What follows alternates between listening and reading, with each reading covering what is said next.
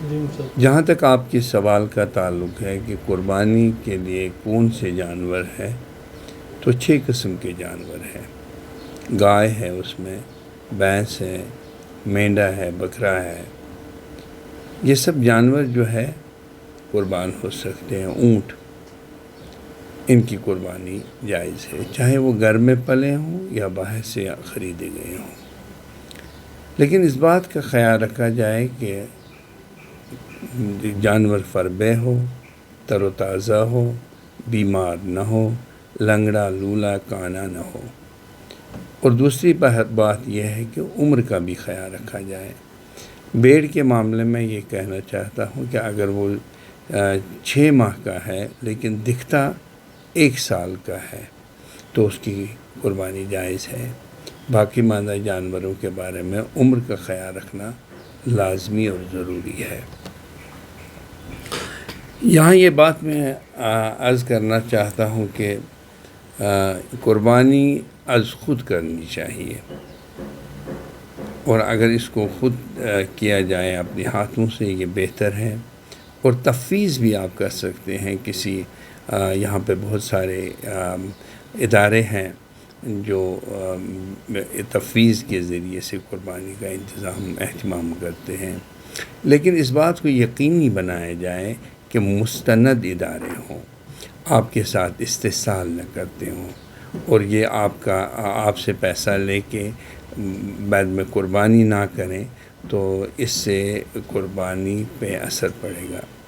تو اس لیے ضرورت اس بات کی ہے کہ آپ خود وہاں ان اداروں میں جا کے اپنے سامنے جانوروں کی قربانی کا یقینی طور پہ جائزہ لیں، تاکہ آپ کو یقین ہو جائے کہ آپ کی جانب سے قربانی ہو رہی ہے۔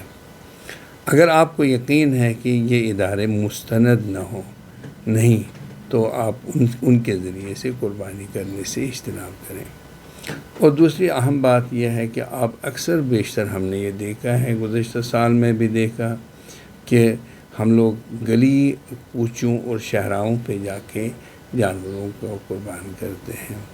یہ شریعت کے اصولوں کے منافی ہے، کیونکہ انوائرمنٹ شریعت کی اہم ترین یعنی اساس ہے، اور کیونکہ رسول اللہ صلی اللہ علیہ وسلم کی حدیث ہے الطہور شطر الایمان، الطہور نصف الایمان، لہٰذا یہ نصف ایمان ہے۔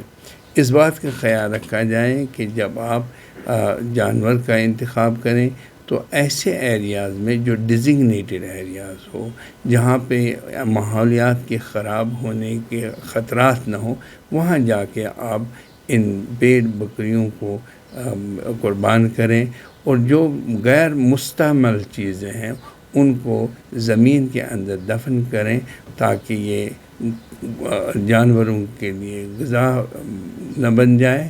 اور دوسری بات یہ ہے کہ ان کا تقدس بھی باقی رہے اور ماحولیات پہ بھی اس کا اثر نہ ہو۔ یہ بات اہم اور ضروری ہے۔ عید کے موقع پہ میں یہ کہنا چاہتا ہوں، عید سادگی کے ساتھ منائیں۔ ہمارے کچھ تاجر لوگ جو ہیں جو بھیڑ بکریوں کا کاروبار کرتے ہیں، وہ اکثر بیشتر ہم نے دیکھا ہے کہ وہ استحصال کرتے ہیں، ایسے موقعوں پہ لوگوں سے من مانی قیمت دیتے ہیں۔ یہ جائز نہیں ہے، کیونکہ یہ قربانی کے اصولوں کے منافی ہے، اور ایسا کرنا شریعت کی اس کی اجازت نہیں دیتا ہے۔ اور دوسری بات یہ ہے کہ اکثر بیشتر ہم نے دیکھا ہے کہ جو لوگ اپنی بیٹیوں کی شادی کرتے ہیں تو وہ آدھا بھیڑ، بلکہ اس سے بھی زیادہ اپنے رشتہ داروں کے ہاں بیچتے ہیں، جن کے ہاں ان کی بیٹی بیائی گئی ہو یا پھر بیٹا بیایا گیا ہو۔ تو یہ سب چیزیں جائز نہیں ہیں، ان کی کوئی شریعت میں بنیاد نہیں ہے۔ آپ کو 3 حصوں میں اس کو تقسیم کرنا ہے۔ ایک حصہ اگر آپ اپنا رکھ لیتے ہیں اور اس حصے کو اگر ان کی طرف آپ بیچتے ہیں جو آپ کا اپنا ہے، ویسے جائز نہیں ہے، یہ اسراف ہے۔ اگر آپ ایسا کرنا چاہتے ہیں تو یہاں تک جائز ہے، باقی آپ پورے بھیڑ کو آپ ان کے ہاں روانہ کریں گے تو آپ غربا اور مساکین کا حق بھی مارتے ہیں، یہ جائز نہیں ہے۔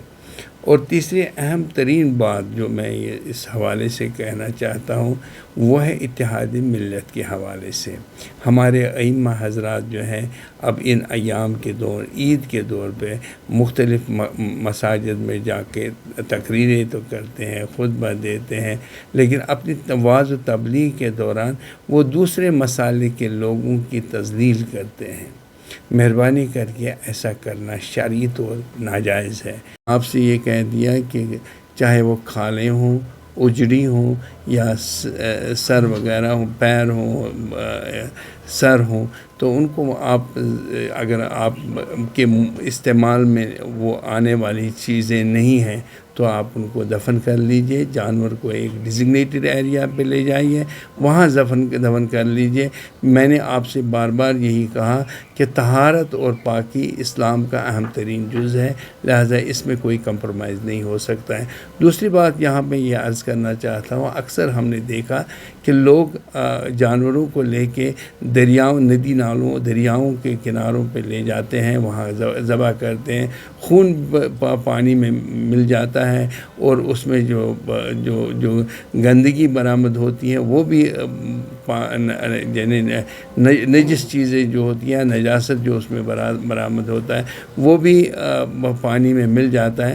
یعنی آپ ایک واٹر باڈی کو پلیوٹ کرتے ہیں. ایک جائز جانور کی قربانی سے آپ ناجائز چیزوں کی ترویج کرتے ہیں، یہ اسلام میں جائز نہیں. کہ ایک بات ہے کہ یہ اصل میں اس کو ایک سوشل میڈیا کا کانٹینٹ نہ بنایا جائے قربانی کو، کہ ہم کیونکہ ہو سکتا ہے کہ دوسرے لوگ جو ہیں وہ اس سے ان کو دل آزاری ہو. لہٰذا ہمارا یہ ہے کہ لکم دینکم ولی دین، آپ کو اپنے دین کی پرواہ کرنی چاہیے. ان کو آزاری نہیں ہونی چاہیے، کسی دوسرے کو تکلیف نہیں پہنچنی چاہیے. ہم نہیں چاہتے ہیں کہ یہاں پہ بھائی چارہ خراب ہو جائے. لہذا آپ کو جو شریعت نے جس جانور کو آپ قربان کر رہے ہیں، ضرورت اس بات کے لیے نہیں کہ اس کی نمود نمائش کی جائے یا اس کو سوشل میڈیا پہ چلایا جائے. یہ ناجائز ہے اور اس کی کوئی شرعی حیثیت نہیں ہے. آپ اللہ کے لیے کرتے ہو قربانی، یا حضرت ابراہیم علیہ نبینا علیہ السلام کی سنت پہ عمل کرتے ہو، یا پھر آپ سوشل میڈیا کے ذریعے اس کو نمود نمائش کرنا چاہتے ہیں. اگر آپ نمود نمائش کے لیے کرنا چاہتے ہیں تو ٹھیک ہے. اگر آپ سنت ابراہیمی کی تکمیل اور پابندی کرنا چاہتے ہیں تو سوشل میڈیا پہ اس کو دلانے کی ضرورت نہیں ہے.